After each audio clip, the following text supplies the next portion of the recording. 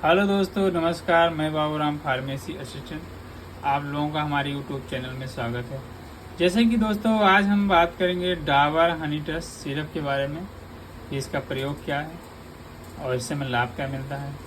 तो Dabur honey touch cough syrup बिना doctor के पर्चे द्वारा हमें किसी मेडिकल या केमिस्ट से मिल जाएगा।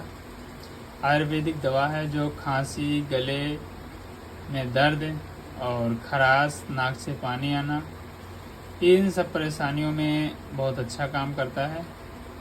और ये गैर सूखा सूत्र, हनी, तुलसी, मुलेठी और बनस्सा जैसी सामग्री से मिलकर बना है।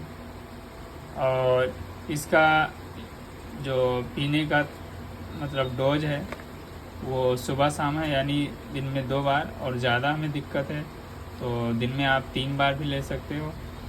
और अडल्ट को 10 ml लेना है, और बच्चों को जैसे 12 से नीचे हैं तो उन्हें 5 ml लेना है, और उससे भी छोटे हैं तो डॉक्टर के बिना जानकारी से न लें आप।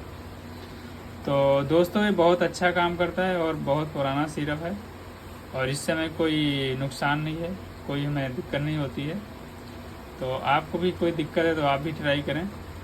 तो दोस्तों, आप हमारे वीडियो से अच्छी तरह से समझ गए हैं तो लाइक, शेयर, सब्सक्राइब ज़रूर करें। थैंक यू, नमस्कार।